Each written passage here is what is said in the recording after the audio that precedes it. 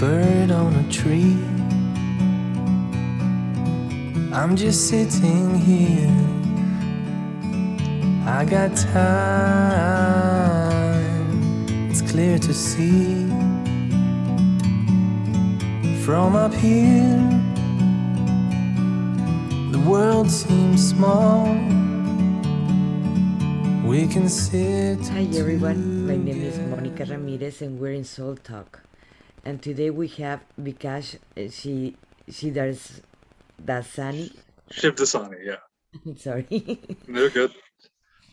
and it's the second time we have him, and it is a very, very interesting. Today we have Vikash Shivdasani. Oops. The second time we have him, and it is a very, very. Like I mentioned, the internet is very slow here, and so it acts weird. Sorry about that. Mm-hmm. And it's the second time we have him here, and we're gonna go a little bit more profound in all his teachings and his knowledge, because he have a lot to say and to teach all of us. And Vikash, well, let me tell you a little bit who is Vikash. He's a speaker, a spiritual coach, and best-selling author of the book Rolling with It. Lessons learned while I was sitting down, and we're gonna be talking about his book. Rolling with the depiction of the Vikash raw is a raw humor, personal spiritual journey that started with an accident that left him paraplegic at 22 years old. His catalysis event is, oops, sorry, my dyslexia is acting up today. With an accident that left him paraplegic 23 years ago. I told you my dyslexia. Sparkle Seeking's journey on understanding a relationship between his thoughts and emotions and the reality we are creating because of it. It is better that you actually explain a little bit more about your book than my dyslexia. Yeah, you're fine. My book, I have it over here. It's called Rolling with It, Lessons Learned While Sitting Down, and it's about my journey that started with an accident 15 years ago when I was 22 years old. I fell off of a third floor apartment balcony after a night of partying, and that landed me as a paraplegic, a wheelchair user at 22 years old. And that was the catalyst to my spiritual awakening, because it caused me to ask a lot of questions on, what is reality? Why do things happen? And I was met with a lot of teachers where I started really learning the relationship between the thoughts and emotions that we have and the reality that we're living because of it. And so I just kind of went on a journey to understand energy and emotion, and how I can learn this and how I can teach this to people. And so now this is how I live today, and I coach others and teach others how to live like this as well. Some of the teachers that you mentioned the last time that I interviewed you, it was Dr. Joe Dispenza, correct? Yes, Dr. Joe Dispenza, Wayne Dyer, Anita Murjani. These are all like best-selling authors who are pretty popular. And Dr. Joe Dispenza specifically is a scientist that hosts meditation retreats, and he gets really deep into understanding how our brain works, how our emotion works, how energy works, and how we can change it.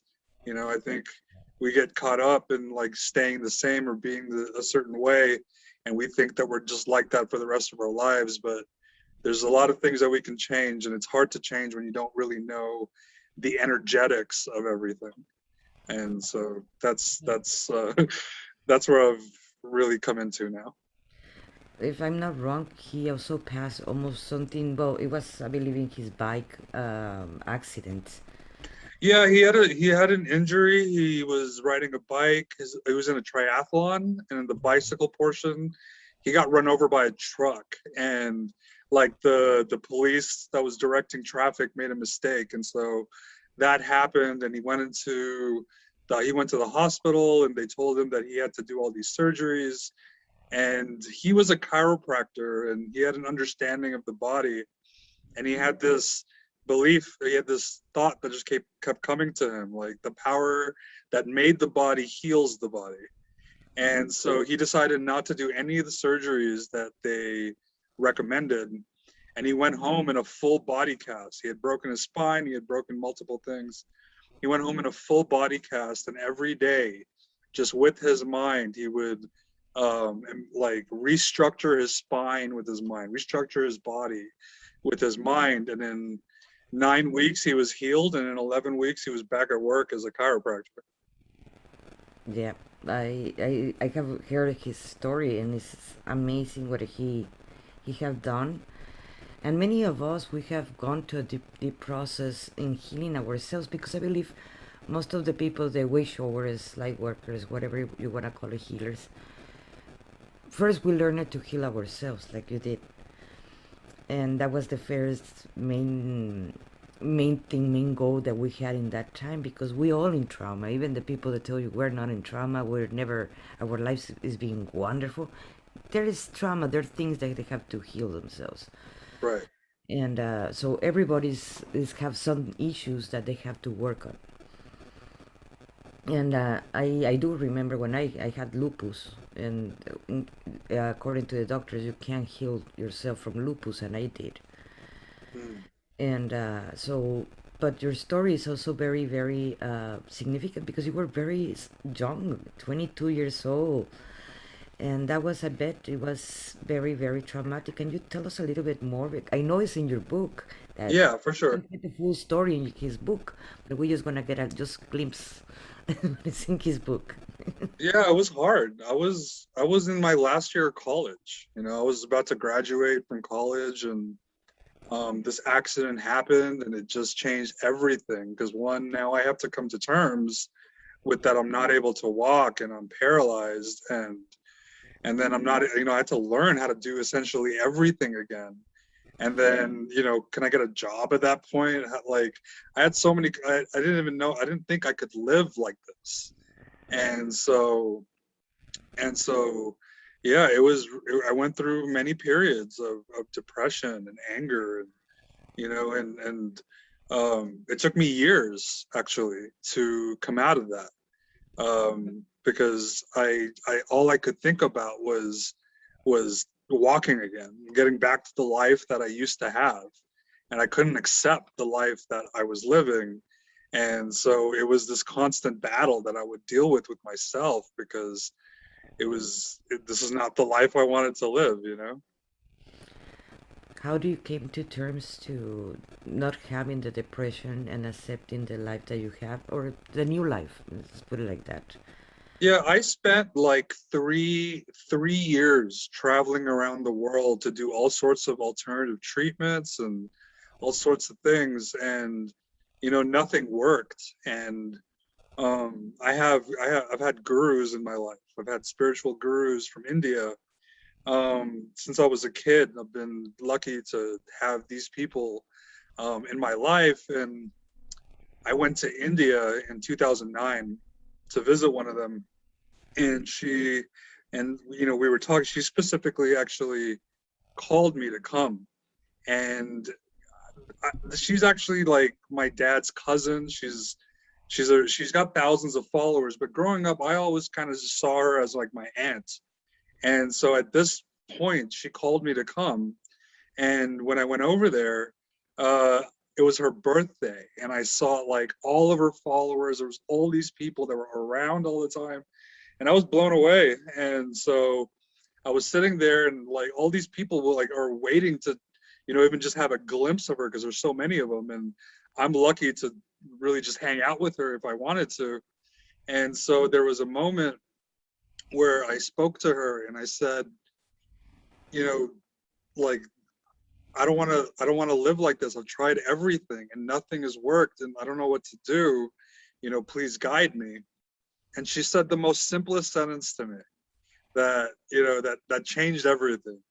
And she just said, if this is your life right now, how are you going to live it? And that wasn't even a thought in my head. There was no thought around like, if this is my life, how would I want to do this? It was just like, no, I'm not living that life. So when she told me that, then I started thinking, first I had like relief, right? Because it's like, oh, like it kind of opened up possibility that, okay, if I am just okay with the situation, like how do I want to move forward?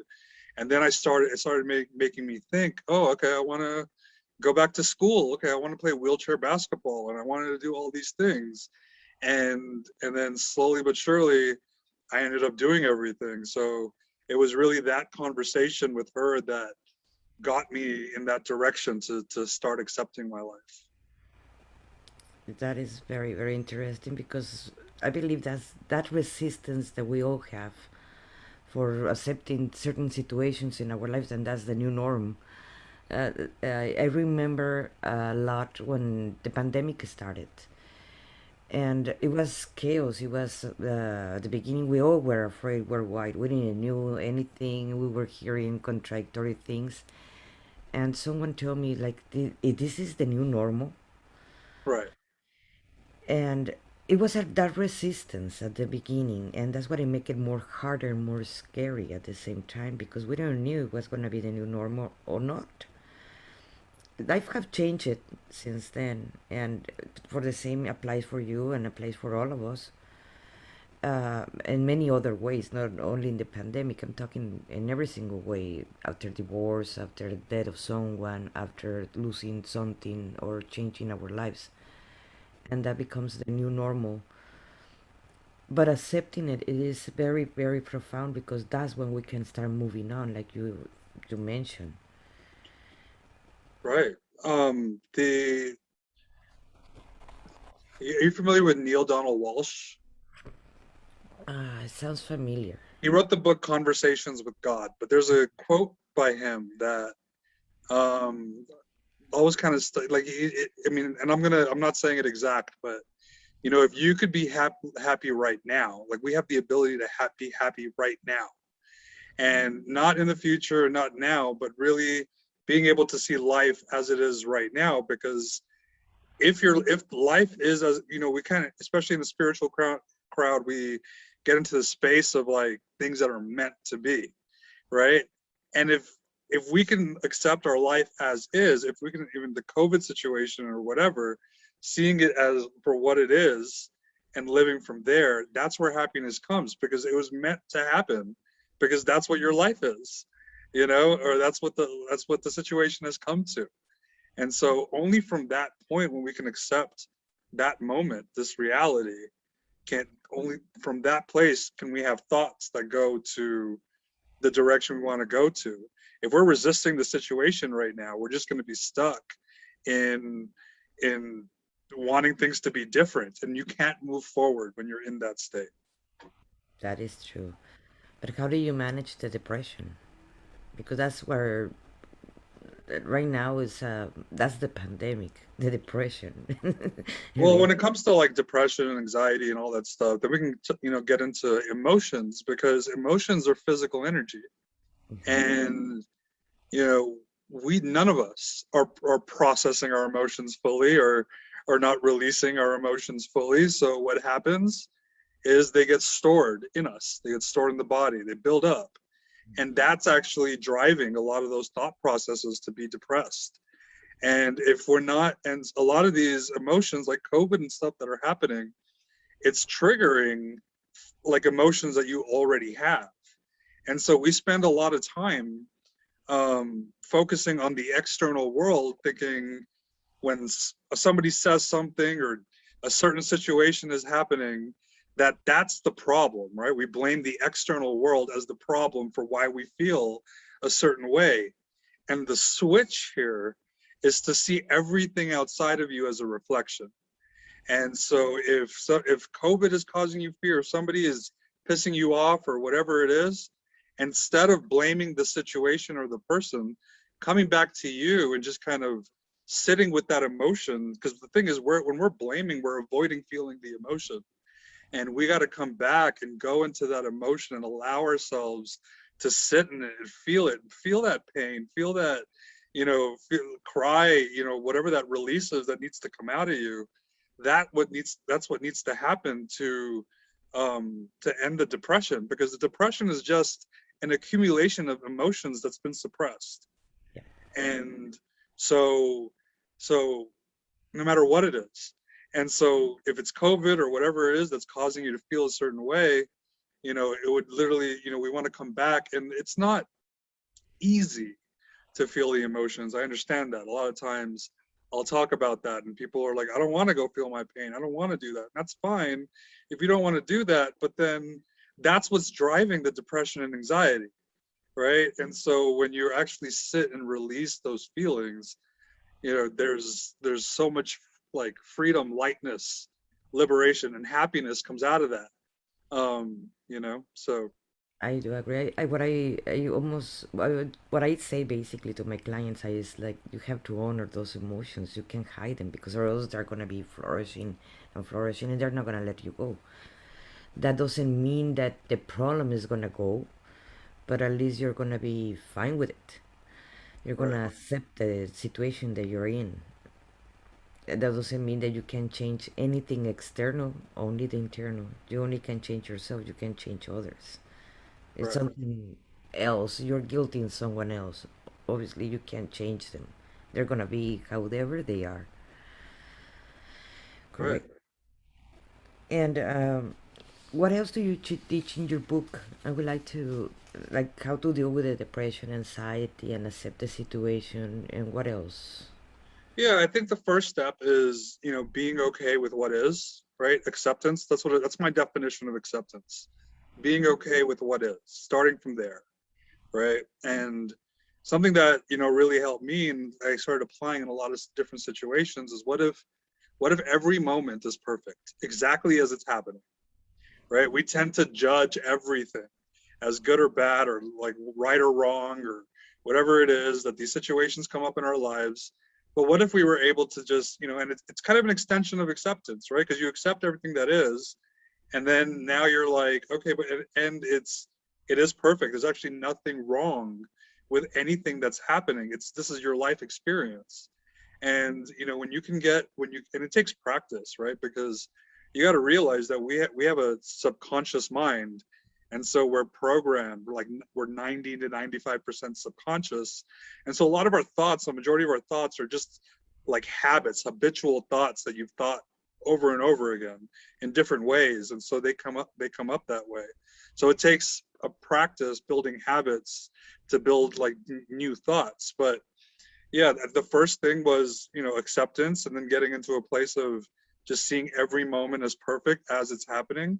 And if you're able to see every moment as perfect, then challenges that come into your way are also perfect, be it health conditions, be it, you know, the worst conditions you can think of that somebody might have to experience, but still seeing that as perfect for you, because that's going to, if you can see that as happening for you, right? Happening for you, not to you. It's another way of saying every moment is perfect. But if everything is literally happening for you and you get into that mentality, then you start seeing all the challenges, all the obstacles, all the things as for you to you're just meant to overcome them, right? And this is what really opens up that inward journey, because you know, even it takes courage, it takes all these things to come up, but all of us want to live a flourishing life, a very, you know, an amazing life. And that only happens when we're going against the challenges and obstacles that are being presented with us, you know? And so I think really getting into those kind of spaces. But I want to add that we're having experiences every single day, and every single experience creates an emotion. And so if you're not, and so like there's things that we can do, you know, we talk about feeling the feelings, but you can also meditate, there's breath work, you can write you can journal, there's so many things that you can do to really bring these emotions and process them and feel them.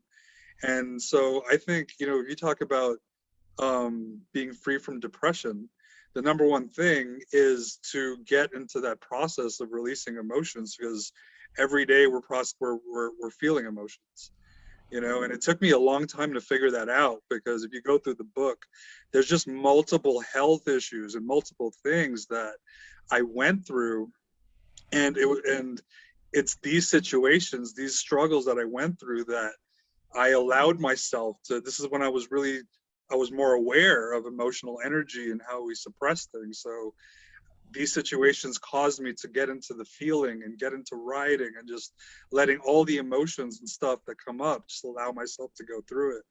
And it's outside of that you're going to be less depressed, or not even depressed. The more you release things, the more you tap into joy, because that's your core. Underneath all the stuff is love, freedom, joy, and that's what we want to tap into. And it's just about getting into the habit of doing these things to help release it. I have a comment from one of our viewers. Says, "Do you believe that it is possible?" It's Catherine Solaris from Australia. "Do you believe that it is possible to be beyond your emotion and mental maze in our inner universe?" Repeat that one more time, sorry. Yes. "Do you believe that it is possible to be beyond your emotions and mental maze of our inner universe?" I don't understand it. I'm sorry, Catherine. Can you? Yeah, can you make that a little more clear? Ye- I'm not totally sure what you're asking. Yes. I wanted to ask you. Well, I'm a true believer of past lives and contracts and so forth. That even before we come to this plane, Right. and I believe that planet Earth, it is a school for all of us to advance, and everything that's come to us. Let's put it like that. It is just a lesson that we have to observe what we learn from that lesson. And some lessons are very, very hard that we put ourselves, and because we have the power to do that. And Right. and some lessons are very, very hard to understand. But when the moment we start observing that lesson, that we're passing through, whatever it is, it doesn't matter how hard or how soft it is, we learn what we have to learn from that. It is easy to overcome also that situation we're in. Okay, she says, "You're talking about attachments to your emotions and mental beliefs. Do you believe that there is a state beyond the mind?" A stapejung? How do you spell that?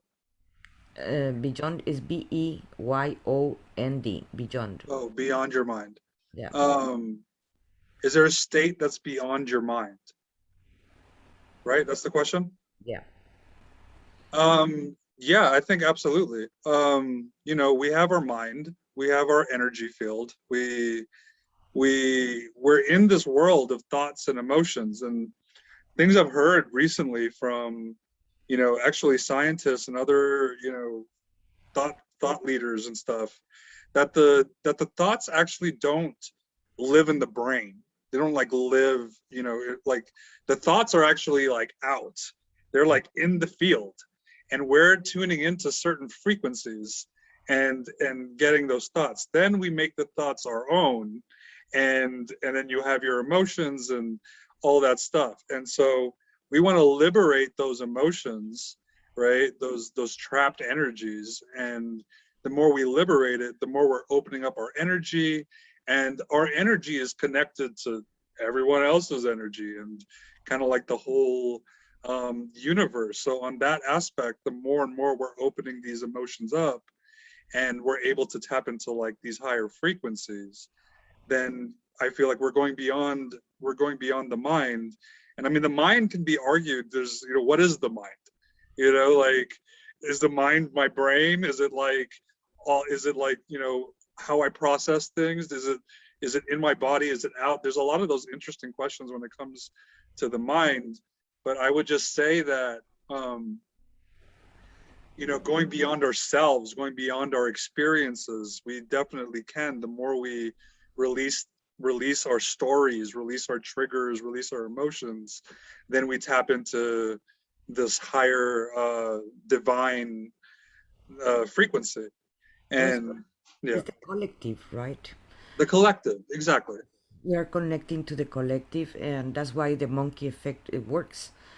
Right. Because at the same time as a few people are thinking the same thought, other people around the world are thinking the same thought, or it can be your neighbor, or it can be in another city, or another state, or another country.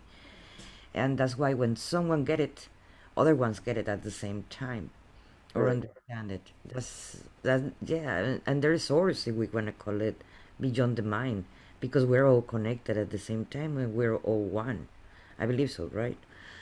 I believe so. Yeah, totally. So yes, we think we are having an original thought, and I always, as an artist, I always say I'm not doing an original painting, because everything is already being invented, everything is already being created. You thought about it, someone else did Right. somewhere else. Or we're not inventing a new blue. There's a new blue that came out, that it was, oh, we just invent a new blue. At this point, when we're talking in 2021, I believe it came out in 2019, the new blue. But that new blue, the later on they find out that the Egyptians have it. Hmm. So it was already there. We thought about it. It was already in the collective, that we just connecting there. Right. Even it is a color like blue. Right. Absolutely. I totally agree with that. Okay, and I wanted to ask you, because it's been coming up in a lot of with a lot of my clients and so forth, about the not feeling enough, Hmm. and this is a recurrent thing, and I don't know, it's with the energies right now with the planet and things like that. But how do you deal, or how do you teach someone that do not feel enough? Yeah, I would say we're never enough. We're in the sense that, like, we come across what we things we want to do in our lives, and things we want to create in our lives and all that stuff, and we come from the place of not feeling enough. It's a very common thing, and the thing is, by ourselves, in our own and just on our own, as the person that we are, we're never going to feel 100% enough in all the things that we're trying to go to. It's this understanding that there's more than you.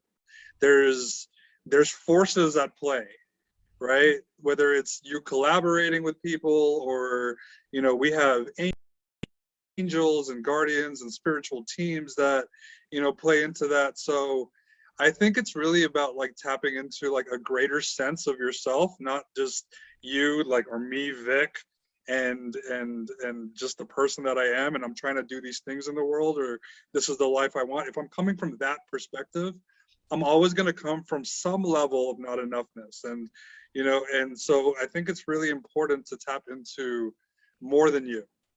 That there's a destiny that's unfolding.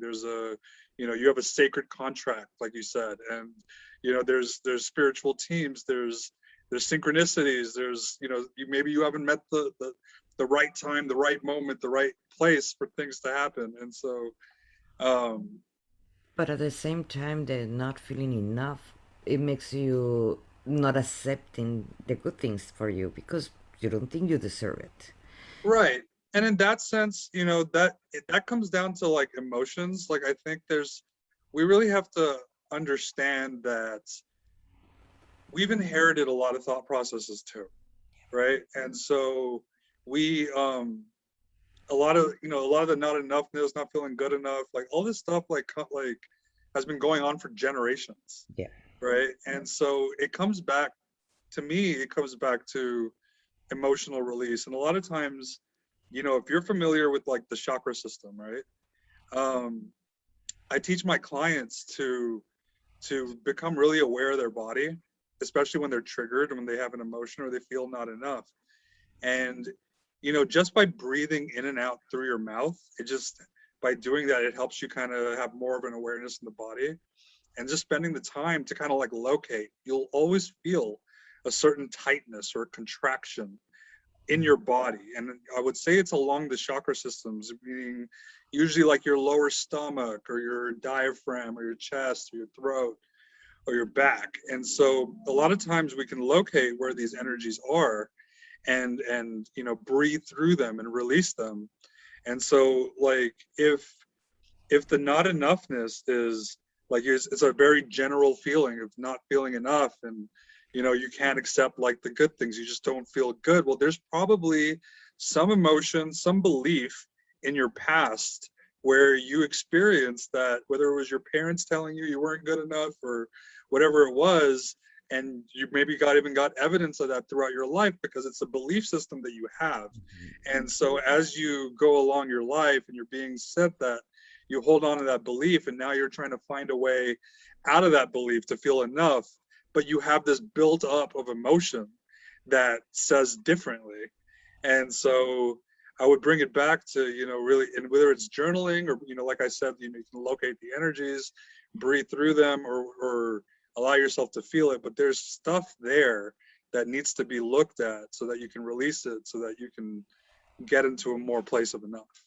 Something that I have, I've been um studying tremendously about narcissism. I've been going very, very profound, and a lot of that belief comes from a narcissist parent. It can be the dad or mom, and obviously, I'm not. Narcissists produce narcissist kids, For sure. and so on, so on, and we live unfortunately in these times. Is are very narcissist where the empathy it is forgotten, and the lack of compassion it is flourishing a lot in the society. Thank God it's not it's not all of us, but there's the also where it's coming the not feeling enough. So you're always gonna be trying to overcompensate, overwork, overdo, because you want to feel accepted by the original pain point. It can be your parents.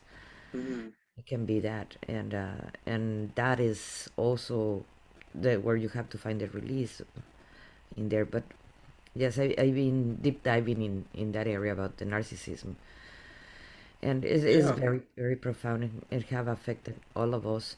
How, but it is when someone tell me, "Oh, you're a narcissist," it is impossible to change. No, it is. It is possible to change if they want to. Yeah, you got to be willing. Yes. Because when yeah, and narcissism is just another example of somebody that's, you know you've learned to be a certain way. It's subconscious patterns, and we develop this personality, no matter what it is, whether it's narcissism or if you're like a loving person or whatever it is. But we develop this personality, and there's aspects of that can always be changed. And this is there's a science called epigenetics, Mhm. where really relative to the thoughts and emotions, where scientists for a long time were saying that we only use like, I think like 2% or a few percent of our genetics. And until they started studying when people release the emotions and like change and tune into new thought patterns and new habits and new beliefs, the genetics change, and now you're accessing other genes that are having a different effect on your body, a different effect on your life. And so and so absolutely, we all have the ability to change. And it and it's not easy because you're coming up against yourself and you have resistance, and you've been a certain way for however many years, and so to change that, it takes time. But it really is just about being willing and wanting to. And there's so many resources and so many things you can do to do that. Yes, if someone wants to change, they will find a way, and if they don't, they was they don't even see the way. Let's put it like Right. that. I have seen that you're been doing right now you're starting with a bunch of meditations a day, Monday through Thursday or I'm something doing like it that. Monday through Thursday, yeah, like at 8 p.m. your time, 6 p.m. Pacific.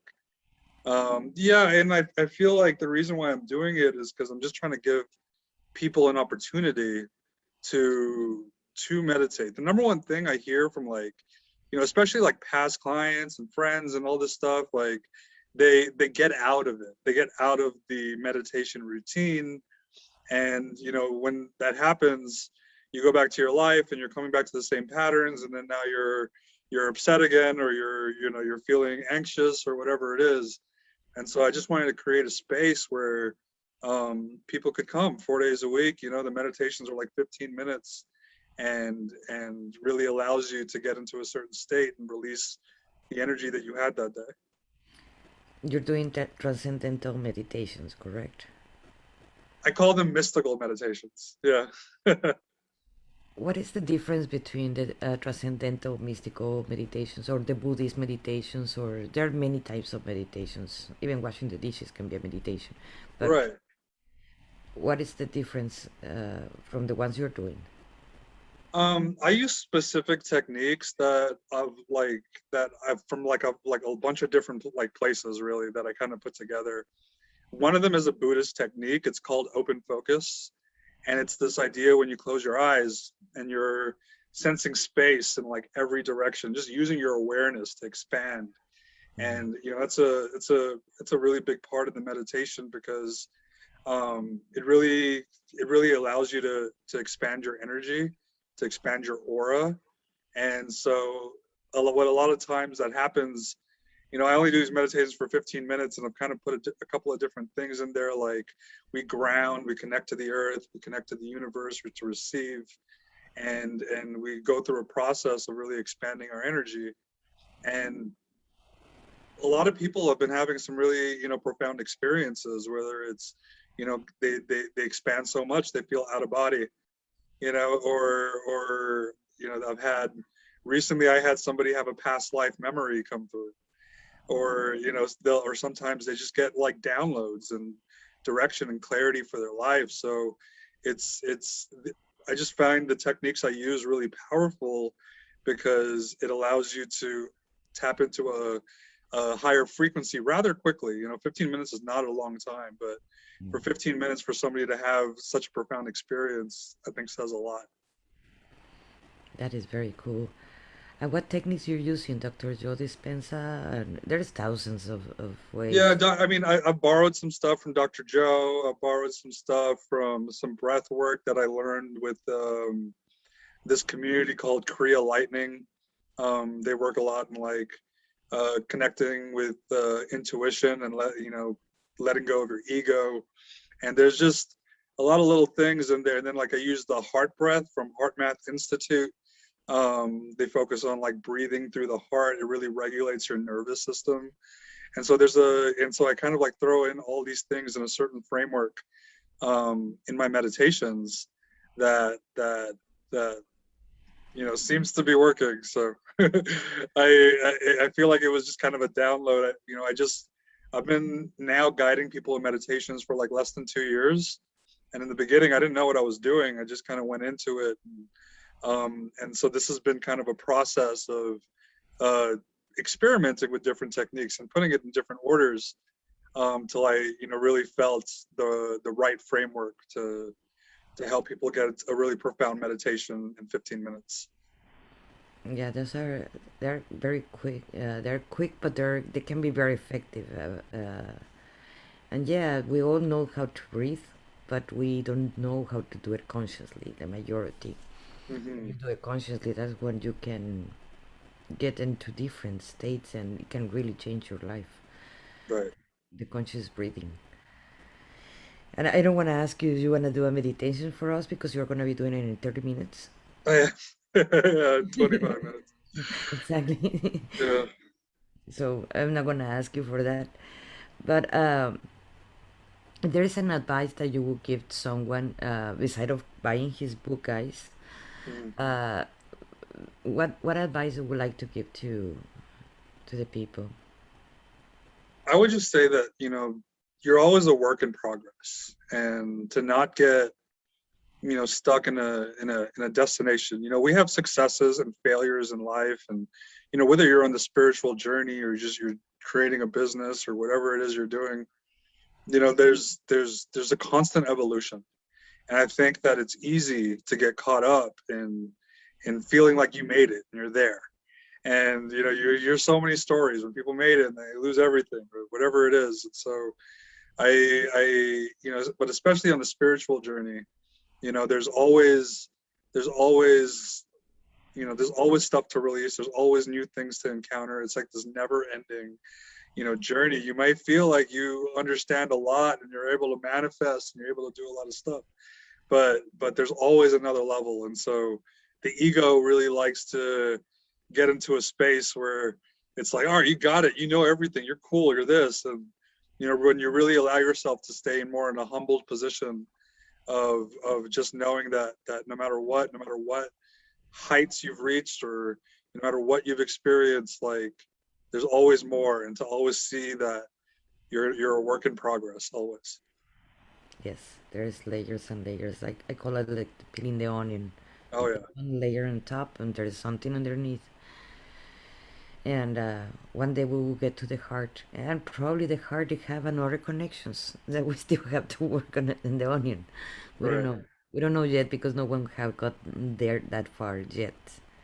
Right. But that doesn't mean that we won't get there.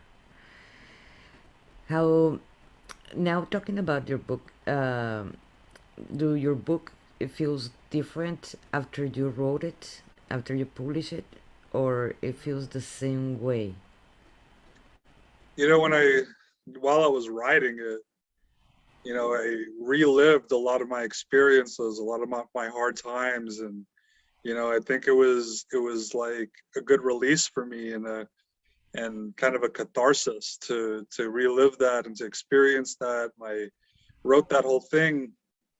And then my book is very vulnerable, it's very raw, it's very real. I really tell you all the ins and outs of what it means to be a person that's paraplegic, and the challenges that a person like me goes through, and my very specific thought processes on how I came out of my challenges, and how I choose to think differently, and how it happened in my life. And so when it published the book, it was just like, oh, it's out there. But immediately I started freaking out. I was just like, oh no, what did I do? Like, everybody knows me now. Everybody knows everything, and I was so vulnerable in it. What do I do? I call it a vulnerability hangover. And so I was kind of in that space. And so initially I kind of freaked out a little bit, but in the coming weeks, there's a lot of people who got a lot from my book and learned, like kind of like that they have emotional baggage to release, and how to see their life differently. And so it's been kind of a blessing to see that, and how my story has affected a lot of people. And then on top of it, I I've been like really free from those stories that I didn't want people to know, those stories that when I freaked out and was like scared about how people would judge me. Now none of those own me. None of them even matter, because I've revealed it. And that's given me like kind of an ultimate freedom. Yeah, I remember when I started taking classes regarding the writing my content and things like that for my for my business that is coaching. One of the several teachers tell me you need to write down from the pain points. You're gonna be attracting the people that are passing exactly the same thing that you have passed in the past, Right.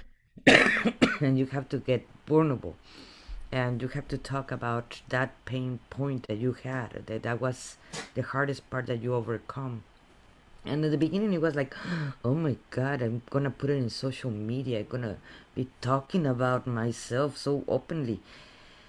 But then at the beginning it was tough, and of course calls from my family is like, what are you doing, what are you writing this, and so forth. But then I thought, this is not for them. It's not actually, it's not for the people that know me. It is for them. It is for the people that I can help, the Right. people that are passing through the same emotions and the same things that I can pass. Is for them. It is not for the people that already feel ashamed and trying to feel embarrassed, like my family or whatever, or ex-partners. It's like, well, Hmm. I'm sorry, you came out in the content. That's how I learn Right. to grow. And it is important for a healer to be open and talk about those pains, because that's how we grow, and be vulnerable. Because or else we hiding all the time that we are love and light, like the spiritual community. That is not true. We go through our emotions, and it is important that people know us. They have the image that a healer or a coach, they're always happy, they're always fine, but we're not. We go through Right. our emotions and we're peeling the onion like everybody else, right? Yeah, absolutely. You know, like we're living it. And so like I said, there's no destination. And when you're a coach or a healer and you're holding space for people, you're almost doing the work even more. So absolutely, you know, we're all doing it, and you know, it's just because you're a healer or coach or something, it doesn't mean that you don't have stuff to deal with, because you do. And yeah, We have a comment from Catherine says, "Thank you, Vic. Your courage is your chemistry. You stand tall with your spirit." thank you, thank you. I appreciate that. It's been a long journey, and Okay. um, and a lot of work to get here, and you know, I just encourage everyone that, like, you know, if you see me, that I'm standing tall or that I am holding a certain courage or energy, that you can do it too. And that it really is just that I went into my work, I went into my pain, I allowed myself to go there, and that's really what it's about at the end of the day. She also mentions to know to be the great light. It is to know it is to note and be the great darkness. Both together in the cup creates the wine of life. Mm, Yes, we have to beautiful. make we have to become to embrace our darkness, our because that's what is going to make us grow and learn. Unfortunately, no one learns from our successes. We all learn from actually from our For mistakes. failures, yeah, Yeah. always. Yes. We're always failing forward, you know. There's a lesson, there's a gem, there's always something to take from all of our experiences. We just got Yes. to look for it. Yes. And do you still in contact with your aunt that is a spirit as a guru over there in India? Yeah, yeah, in India. Yeah. Yeah, she's you know, she's there when I need her, and she's a bright light, and yeah, she's definitely a very impactful person in this world, in this planet. That is good. That is good. Let us know when she's over here in the United States. Yeah, I don't. It's been a long time, I think. So I don't know. She's old now, so we'll see. Yeah, I know. I had a friend. I had a friend that he was also a shaman, and I know what Mm. it is. But well, do you have something else would you like to add? Because I don't want to take your time if you, because I know you have a meditation that I'm gonna be joining you soon. Yeah. Come join me, and whoever wants to join, you can register at my website. It's behererightnow.com/mystical. I don't know if you can write that in the comments or Yes. something, but behererightnow.com/mystical. Sign up there, and you'll get an email with the Zoom link. Join me on Zoom, and Be here and right yeah, now. come through for an experience. It is be here right now. What else? .com/mystical. MYSTICAL. Okay. Or you can write it down in the chat in there so I can copy and paste it like that. I had it Okay, cool. exactly like that. So I have done meditations with Vic. They are very good and very profound that I highly recommend to everyone. And let me copy this and let me paste it in the comments if someone wants to join.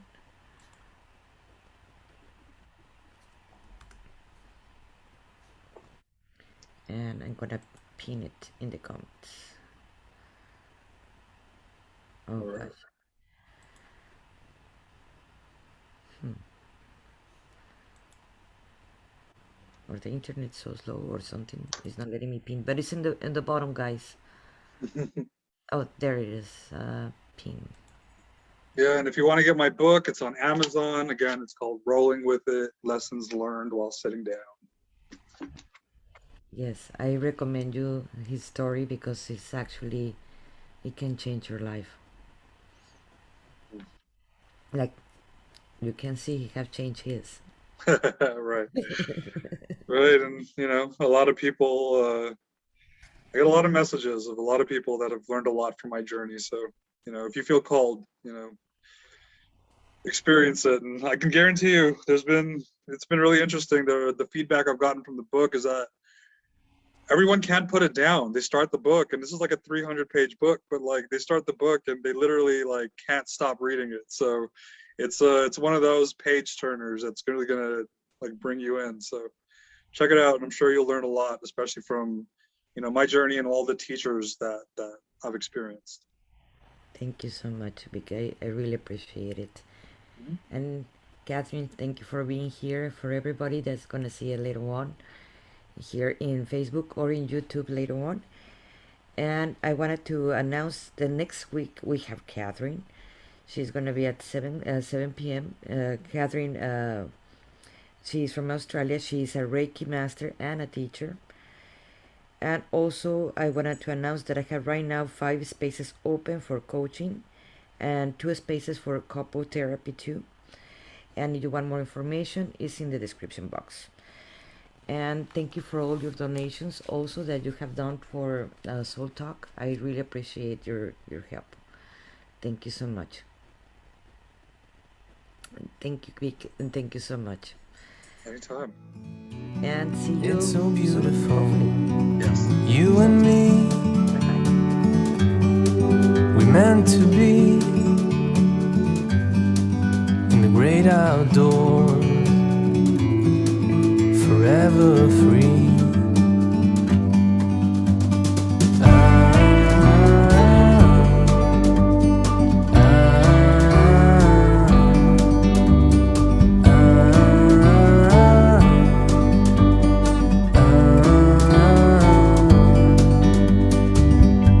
Sometimes you need to go